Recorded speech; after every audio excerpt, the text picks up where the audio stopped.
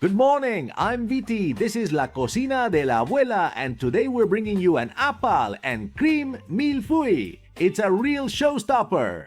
I'll also tell you in advance that the recipe is super simple. We need apples, 5 is enough.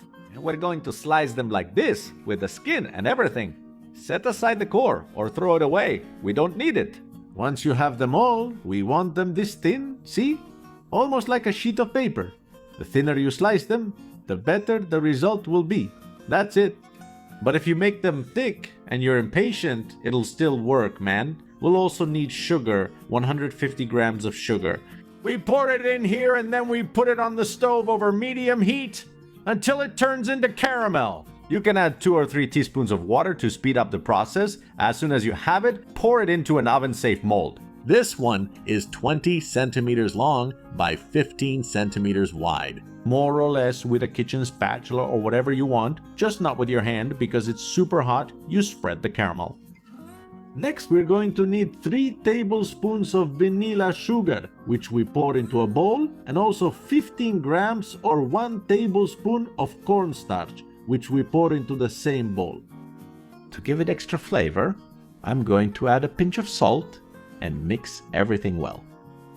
And now I'm going back to the caramel in the mold, and we start placing our thin apple slices in there. I used red apple, but it also works with green apple.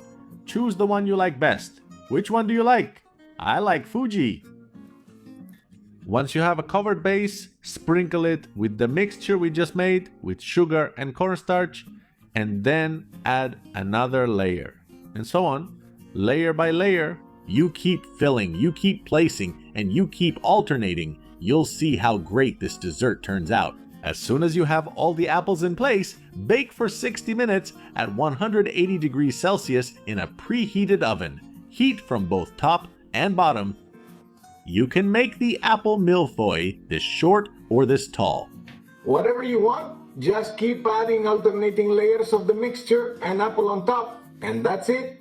Bake the same way. It'll turn out perfect either way. Once the time is up, it'll look this good. And now leave it there for at least an hour so it can set a bit and allow us to remove it from the mold. I'm impatient and I've waited about half an hour. You can already handle it with your hand without burning yourself. Let's flip it over. Drum roll, and there you go. Here. It couldn't have turned out better.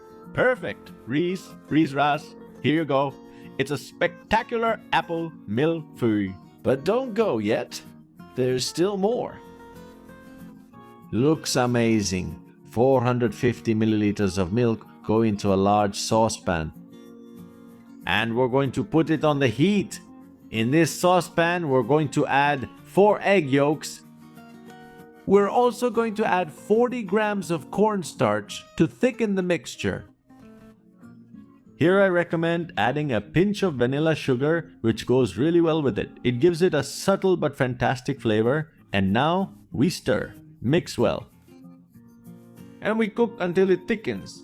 How long will it take? About 2 minutes, more or less. After that time, it will be this creamy. And now with this mixture, we give our apple mille-feuille an amazing finishing touch. I know I've made a lot of mixture, but that works for custard. And with that, let's serve it up. Riz Russ.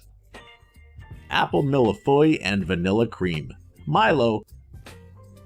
What a nice mix! What a spectacle! That looks great! Riz Russ! Who can top that? Look!